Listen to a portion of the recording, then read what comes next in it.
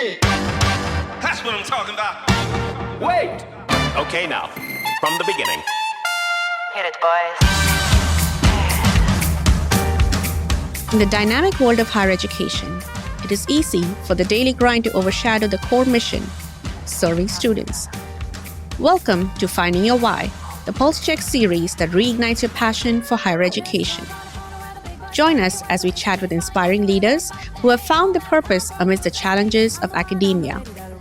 Whether new to the field or a seasoned pro, this series offers valuable insights and practical advice to help you reconnect with your mission and thrive in your higher ed journey. Tune in and reignite your passion for making a lasting impact on students' lives. Greetings and Rollify listeners. I'm so excited to have with us today President Thom Chesney. He is the president at Southwestern College. Welcome, Thom. Thanks, Ken. It's great to be here. I've been here all of 1 week, and it's exciting to get to do this already and see you and do something with Enrollify again. I'm so excited to have you. And yeah, just before this call, I was asking Thom, should I call you President Chesney, Dr. Chesney? And he's like, you should call me Thom. And so I am going to do that. And I will refrain myself from saying anything else. But it's one of those things when you talk to a president, it just comes naturally to me. But thank you for being here today. And I know you are very familiar with the Enrollify podcast network. And here we are with another topic, finding your why. You were really on my list of people to talk to even before you announced your presidency at Southwestern. I was following you on LinkedIn where you chronicled your hiatus, if you will, or your journey of discernment, as you called it. And you had stepped back from a presidency. So before we even get into that, can you describe for me and our listeners, when was it when you discovered that your why would be to serve in higher education? I've been on a college campus in some fashion since 1984 when I started undergraduate school. And I really never left in some ways. Different jobs, a few things here and there. But the why really started, I think, when I started my master's degree, and I got a chance to go a few months early if I wanted to. This is up in Minnesota at Minnesota State University at Mankato. If I would come a few months earlier and take some teacher training classes, graduate assistant classes, I could teach a class as early as that fall. And common story for many of us in higher education, when you get to teach, when you get to be at the head of the classroom, be in the classroom, something hits you emotionally, spiritually, in every way possible, and you say, wow, I want to do this. And that propelled me through that degree in creative writing and teaching those classes, and those students who at that time were much younger than me, into other positions, getting a doctorate first of all, and then moving into that. But that was the call. It was that thing that said, I want to be able to do this. I want to teach even as I learn. And then I think it becomes a bit more sophisticated and maturing as time goes by, as you have those different roles that we often get to have in higher ed, where you realize the why shifts. But if you check in with yourself on a regular basis, you say, oh, I still need to be here.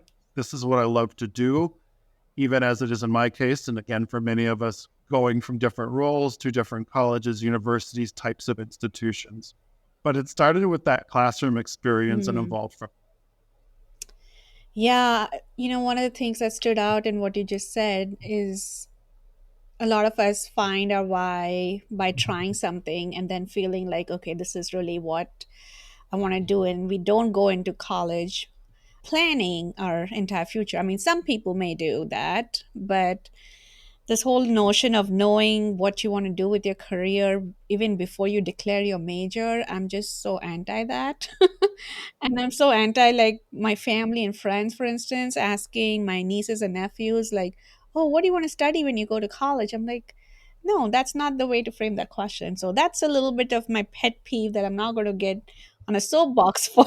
But the other piece that stood out to me was, the checking in with yourself piece. And you've been very intentional about that, checking into yourself on a regular basis.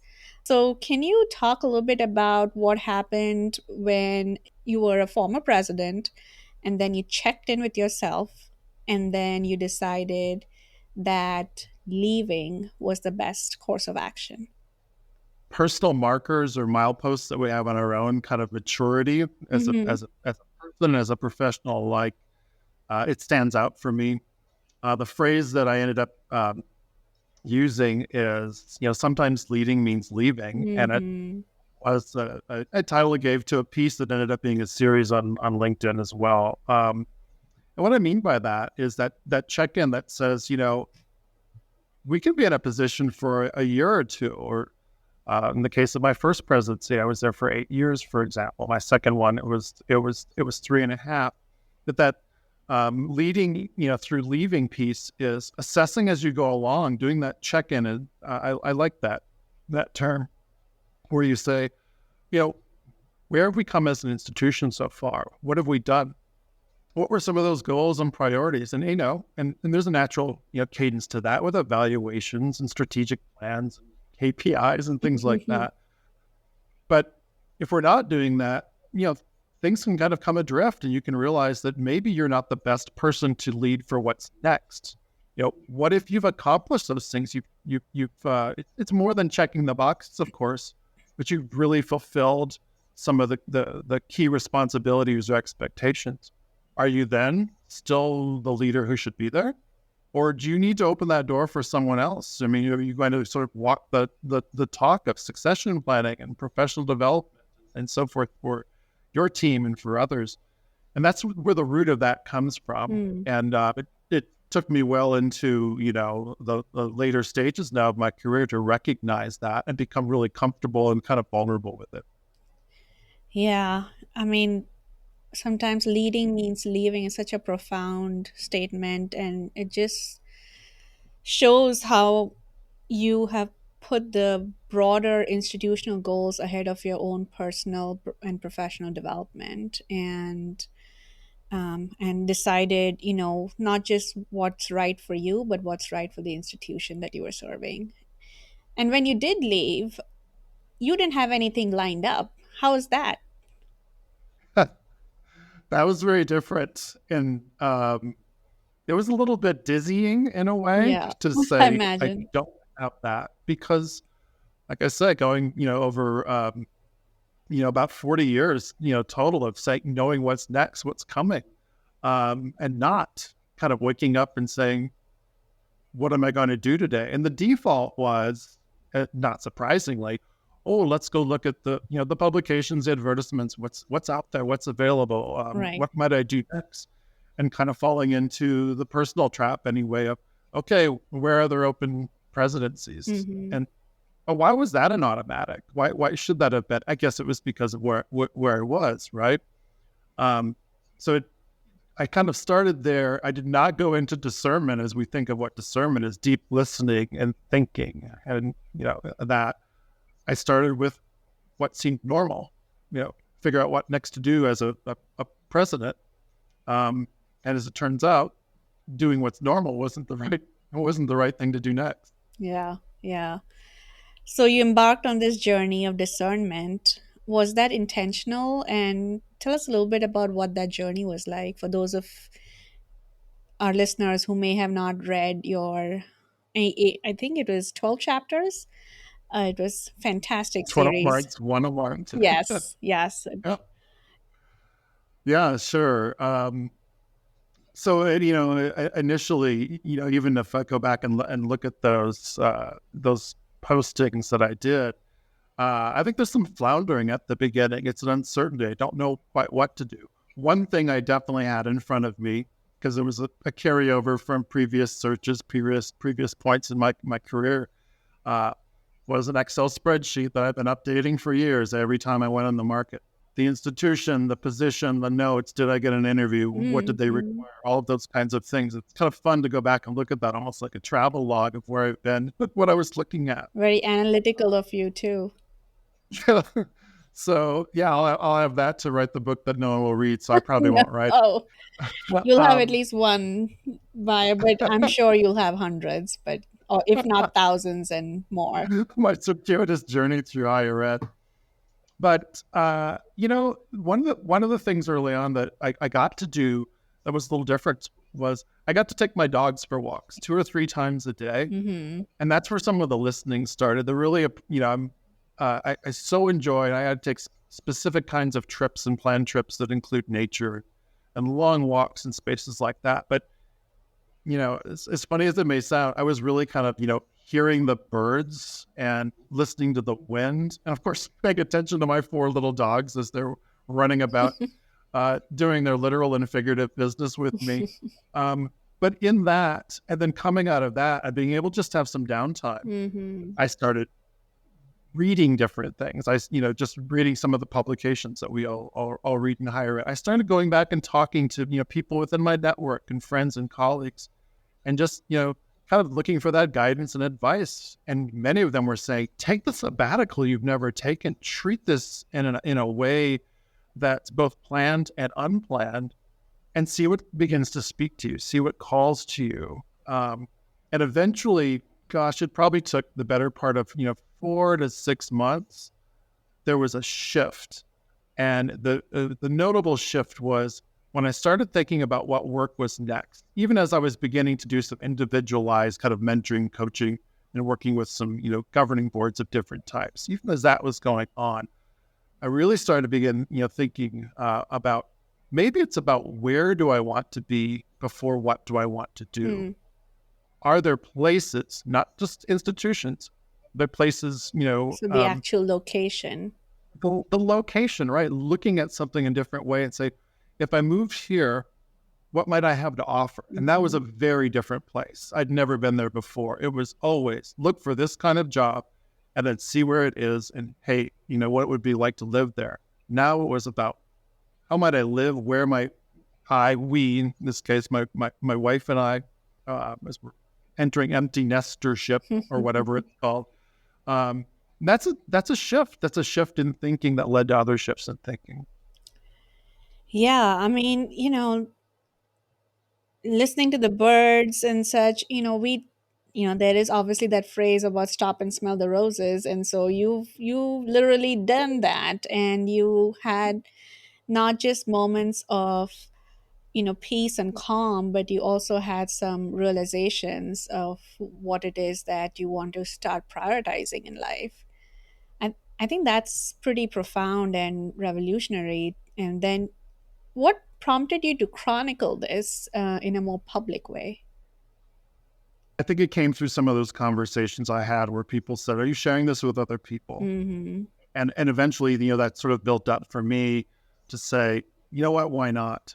And when I looked around and, LinkedIn was the platform that I used, it seemed like there was some of this in other fields.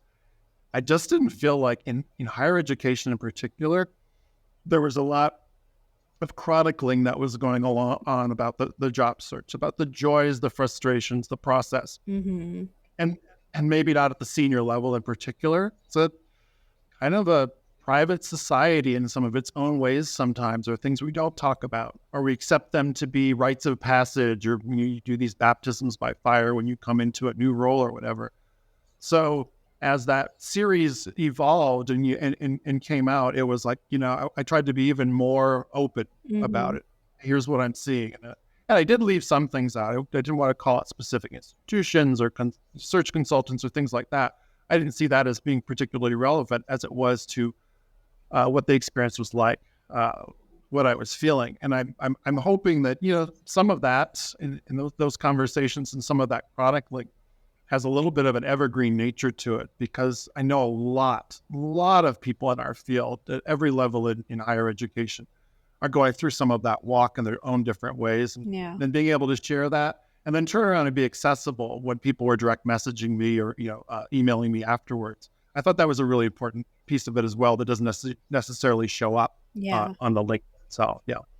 Yeah, that's really what I'm hoping we can get from today's episode is learning a little bit about your story, and hopefully people who are having moments of self-doubt or questioning where they are in their careers, and is this where they want to be, and how can they find their path, no matter where they are in terms of their career, early, mid, late career. They have the options, but you know not everybody can have the option to kind of step away from what I would assume is a decently paying job, as the head honcho of a university.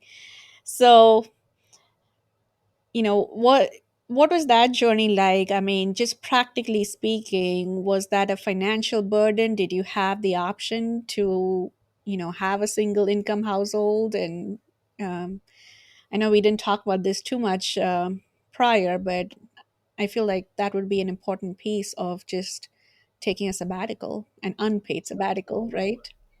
I mean, everyone will come at it with different circumstances, different options. So, yeah. So my wife works full time, so she was in that role doing that. So dual income with respect to that. We're both, lifelong savers and so forth. That was kind of, built into us, growing up and through our almost 30 years of marriage. So we had put together, everything from the funds for our kids' college, and they were both in the midst of that when this happened. Our daughter was just starting. Our son was halfway through. Rainy day fund, all of that, and of course, retirement investing and so forth. So we had probably, without question, I'm sure, an advantage that someone would not have, or we would have not had in a different part of our journey. At the same time, we didn't want me just to, fall off the edge of the earth and early retire or just, do a sabbatical with no end to it. So having the means to do it made a difference. I think if it had happened at some other point, we would have done it just in a different way. It would have looked different in its scope. So that is why, I did put out my own little, sign and create my own little, sidebar in terms of doing some individual work with other leaders in higher ed. Some of them going through similar kinds of things. Some of them moving up, preparing everything from preparing for interviews or even preparing to go through the process of applying and so forth. And then I found out just organically people asking me, hey, while you're on the sidelines, you're not a president. You're suddenly valuable to us as a non-competitor. Would you come and work with my board of regents, here in this state? Or would you come over and do this at my college and this one? We need to do a retreat. You have some insight and experience and so forth that others might not. And that I'd worked in 2-year, 4-year public and private, kind of fed into that. So that fuels, some income in that respect. I was able to create, my own business, if you will, in that way, even as I was paying attention to this, what's next for me, doing, again, going through that walk of how might, that come to me. Doing those other things helped inform that too. Right. I think that's really important. But you've got to ask yourself, can I do this? I would not recommend anyone just jump out there, just quit your job without something, certainly some means to, continue on, pay the bills and so forth, because it comes with risks. You don't know what's going to be next. Yeah, and you don't know how long it's going to take. So that's something I'm curious about too. Was there at any point you were like, I don't know if I'm going to find something that exactly matches my new purpose or my renewed purpose? Was there any moments like that? Sure. There kind of have to be. What's interesting is, even as we're speaking, some of the positions I looked into, and may have just been an exploration, not necessarily an interview. Now going back over a year ago, those searches have not concluded, they've stalled, or they're being reposted. And at one point, I was actively looking at getting into the pool or interviewing or something like that. And things happen in this business that we're in. We can read about it. In some cases, somebody from an elected office might speak up and say, we're not going to do that. That search is closed, whatever it might be. Yeah. So there are a lot of intangibles that go in. Things slow up more often in higher ed searches than they do speed up. So I had moments where I was wondering, what is going to come along, but importantly so, while I was doing some of that waiting or things were happening, that's where some of the evolution happened as well. Mm. And I would, expand the way I was looking at where I might go and the work I might do there and find an institution somewhere. And then suddenly I find myself, pretty far afield from looking at a presidency. At one point, looking at, being the director of university-wide advising for one institution. Oh, I'd wow. been an academic advisor as a faculty member, but what a shift for a president to make. Right. Or going full-time into working in the advancement office at an institution, not in the top job, not in the VP of advancement role, for example, but working in a particular region or a subset, like one of the schools within an institution, and going into that at a place where I really felt, called to the mission, the work, the vision, the direction they were going. So, kind of that presidency piece it wasn't falling away entirely, but it was opening up to, what else do I do? What else do I like to do? Where could I bring that? Even in the midst of, not being sure how long this was going to take to find that thing that not only spoke to me, but where someone would offer me the position itself. Right. Yeah. I bet in those types of positions, you might have gotten a lot of. Hey there, it's Mallory, Chief Strategist of Enrollify. Higher ed is facing a leadership crisis. The demands on today's college and university leaders are skyrocketing, and talent is leaving the industry at an unprecedented rate. New leaders like you are emerging, but no one is getting the proper training to be successful. Well, Enrollify is here to change that. Our new course, Lessons in Leadership, taught by Dr. Carrie Phillips, will prepare you to be a confident, empathetic, and effective leader. From systems thinking to adaptive leadership, building culture to handling difficult decisions, this comprehensive online course is perfect for new and aspiring leaders. Don't wait. The course starts September 9th, and for a lucky group of 26 students, we have the option to add interactive sessions with Dr. Phillips for personalized guidance. Visit enrollify.org to learn more.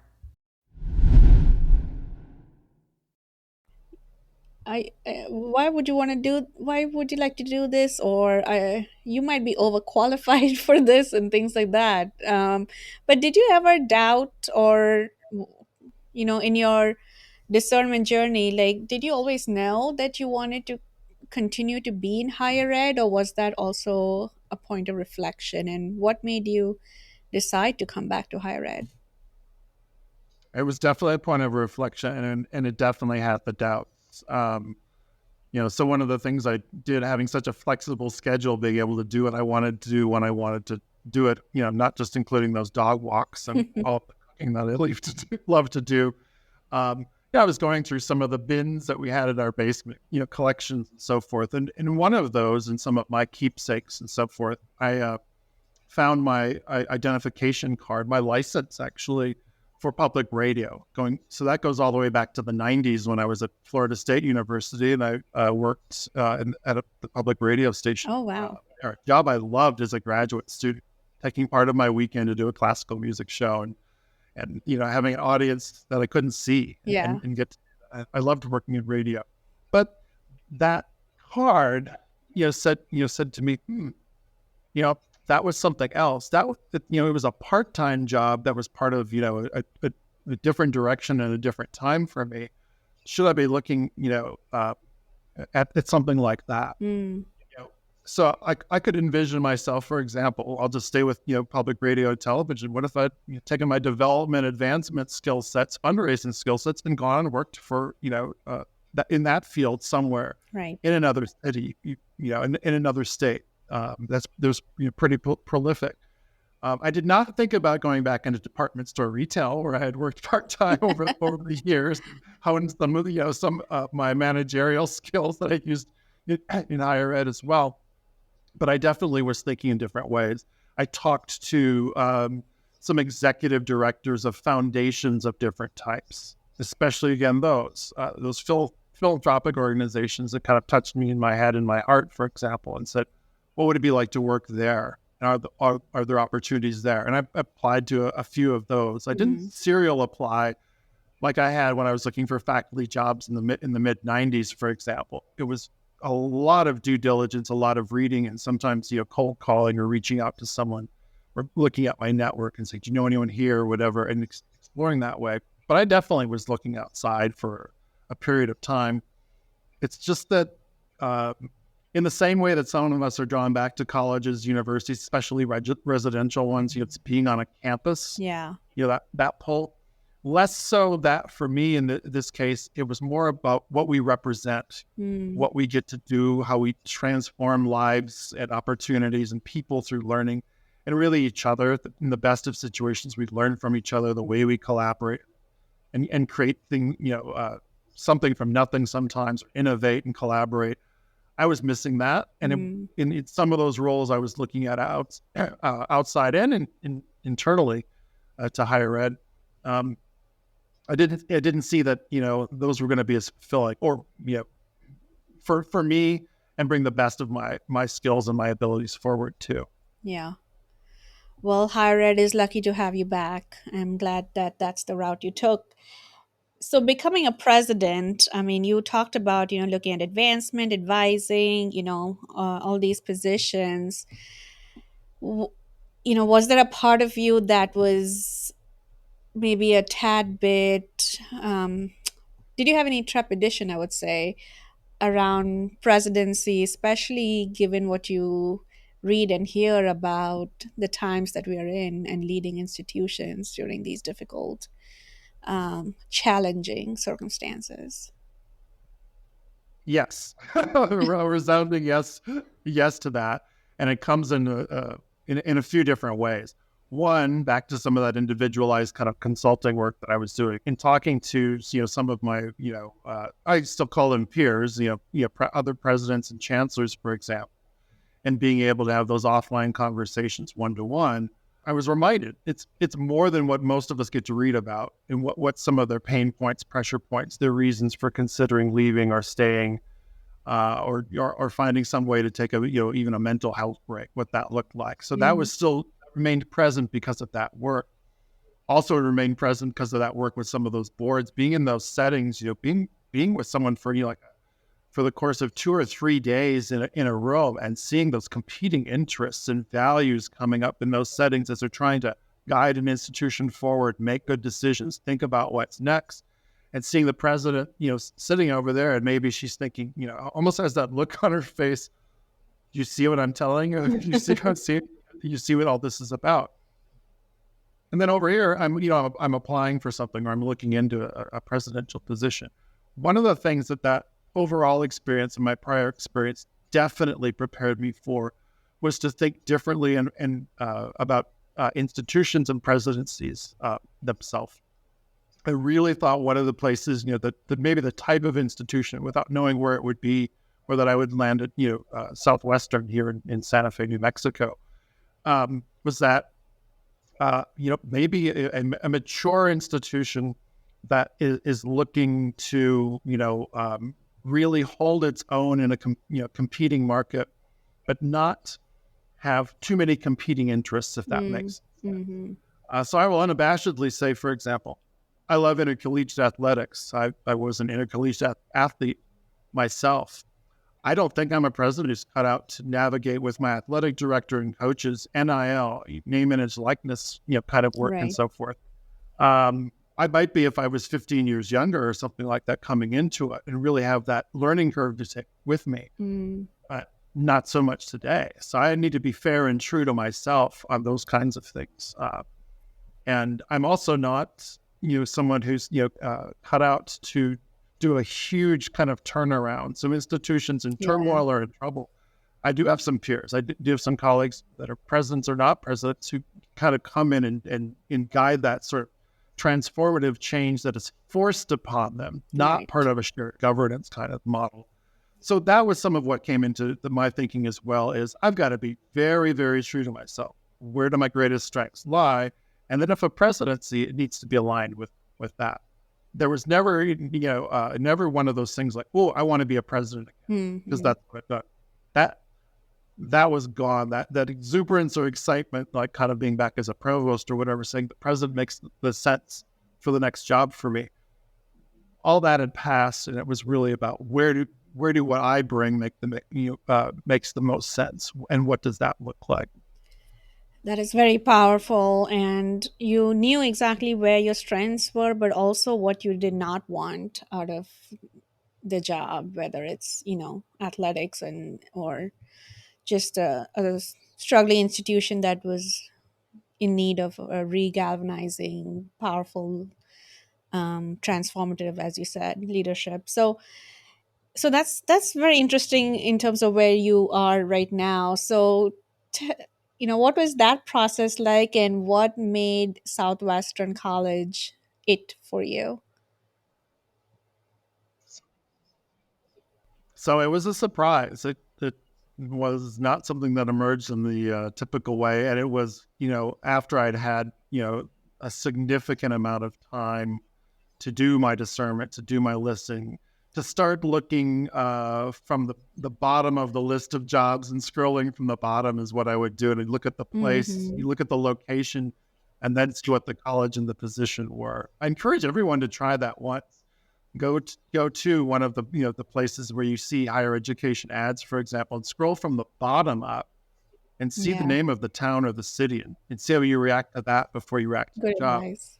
Uh, in any event, there was the position for president at Southwestern College, and I knew just the very little about. I had visited Santa Fe. My wife had performed here in Santa Fe. We knew the city somewhat, had some great experiences here, and had just barely set foot on a campus many years earlier. Because whenever I visit a town, I like to visit the colleges, universities that they have. So, but there was not a connection until within a matter of moments I got into the mission, you know, transforming Mm, consciousness through education. It's like, oh my gosh, I've been on this walk of discernment and listening and mindfulness, living this out for the better part of a year. And there's an institution that's sort of steeped and centered in that, their approach to learning, their approach to working together and collaborating and building their programs in counseling, art therapy, and teaching and mm, regenerative leadership. And it's like, oh, yeah. kind of just hit me.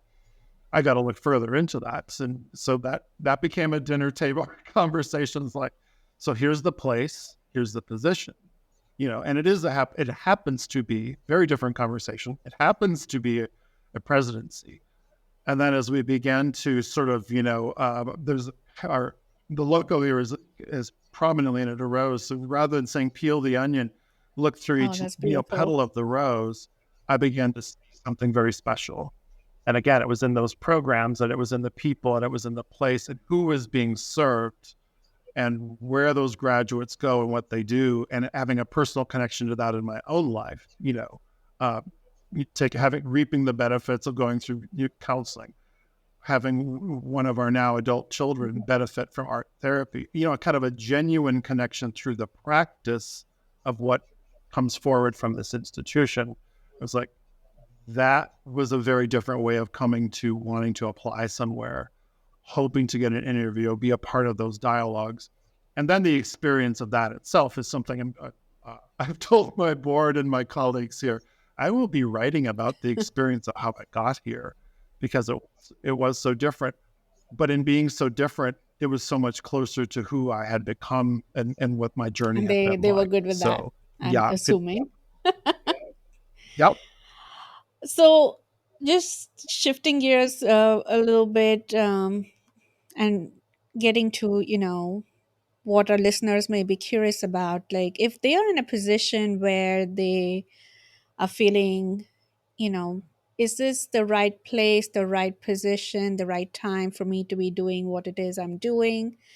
If they are having those questions, and you talked about how many colleagues and peers were in the same boat as you were trying to chronicle your experience, what advice would you give them if they wanted to, if they needed to recenter their why, no matter where they are in their careers?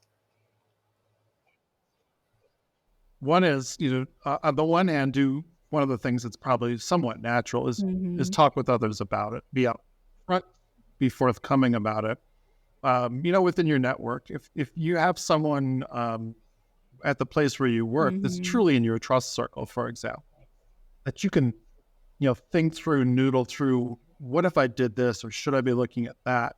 And they'll give you straight talk. A dear friend of mine says, every one of us in our lives needs someone who is our truth serum. And she is among mine. So I can say, I'm thinking about going and doing this or whatever. And when I lay that out, it doesn't really ring true. She's going to tell me, Tom, I'm not hearing it. It's not working for me. If you have someone like that, make sure you're having that kind of a conversation. And another thing I would share is, if you're in a position to do it and expand the horizons, one of the things you can do to sort of test whether it's the right time or be looking in a different way or doing something in a different way is you go to a conference or attend something. If you have to do it on your own dime, it could still be really valuable to it. Go to something that's sort of outside your sphere. Like, I went to a business officers conference at one point while I was the chief academic officer, and people said, why are you doing that? I'm not sure it aligns with exactly the way each dollar and penny can be spent at this institution. So because, I work very closely with our CFO. I've worked very closely with our chief business officer. Want to really understand and feel more connected to them. But it also let me know, it's like, in so doing, I learned what I don't know and where I don't need to get into things that, get into someone else's business because they're the expert.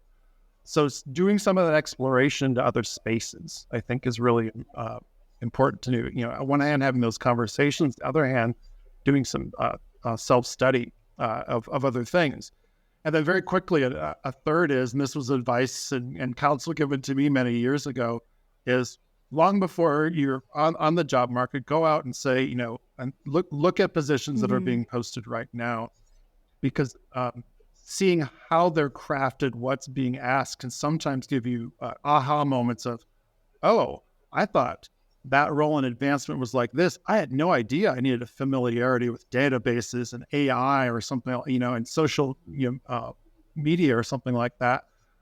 I guess that job has changed since I've been working these last several years doing this other thing, or within the field. That can help you by preparing now, thinking, spending some time on that, not being surprised when you suddenly have a deficiency. You don't feel like you can check the boxes, because instead you can proactively sort of work on that. The flip side of that, of course, is taking care of some imposter syndrome for yourself, where you realize what you're sort of aspiring to as your next position, for example, you got it. You're ready to go. This is something you could be doing, and maybe now is the time to look, rather than saying, I haven't spent the full 5 years I expected to spend in the role that I'm in.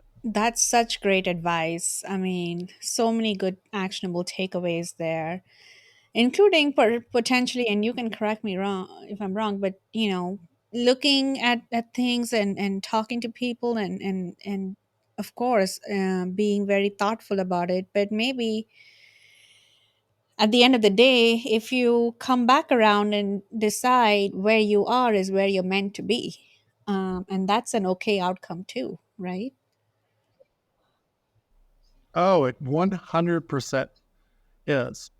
I'll never forget the academic advisor who had moved into the kind of a senior role or the veteran role. I'd been through the longest of all the others, and she was outstanding. The students flocked to her. Everybody wanted to work with her at the community college I was at. And she was clearly needed to be the next assistant director, associate director, move up into that next level, training and preparing other advisors. And I went so far as to, to say to her, hey, this is coming up. We'd love for you to do this, And she looked me dead in the eye and said, absolutely not. If you were to summarily promote me or just move me into that position, I would quit and go live, hang out with my grandkids, take a cruise around the world and all of that. I will retire now. Or you can have me doing this thing that I'm exquisitely good at, love at it. You've seen the outcomes.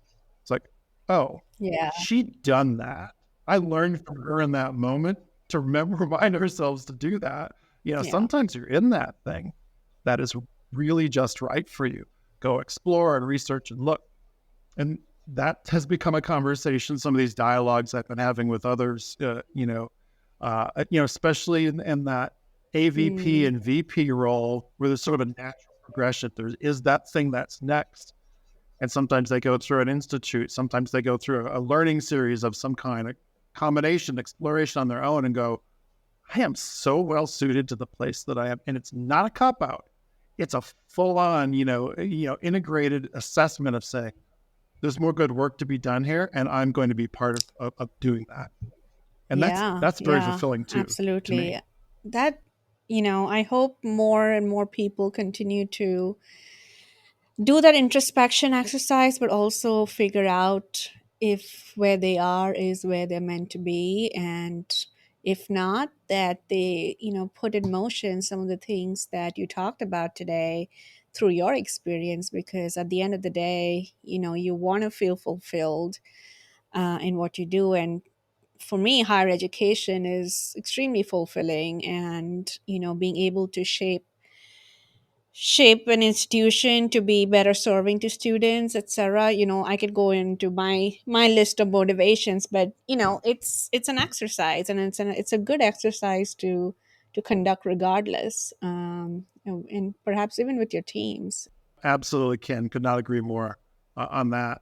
That's fulfilling for all of you, and it kind of flattens things out a bit as well. They expect that that's acceptable, and you want them to engage in it. So I love hearing that. Well, thank you for sharing your journey and sharing about how you recentered your why as you described it, and and congratulations on your presidency at Southwestern. I know it's only been 1 week into the role, but I hope it's everything you intend for it to be, and I'm sure we'll be reading a lot about your journey as you chronicle that. So for others who don't follow Thom Chesney, I really highly encourage you connect with him on LinkedIn, or at least follow him on LinkedIn for that piece. But Thom, any last words, parting words?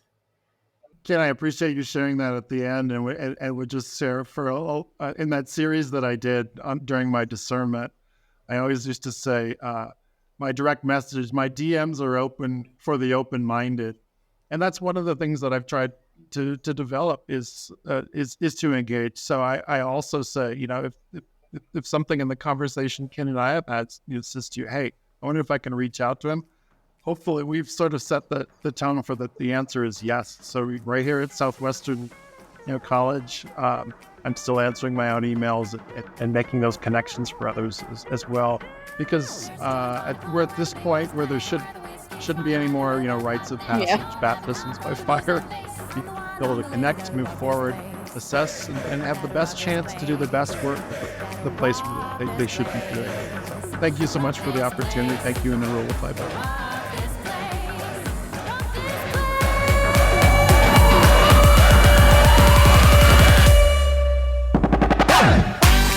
This Pulse Check mini-series has been brought to you by Element 451, the next generation AI student engagement platform helping institutions create meaningful and personalized interactions with students.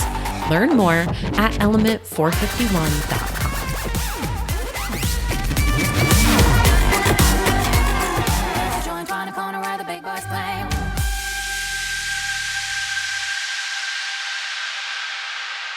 Do, do, do, do, do.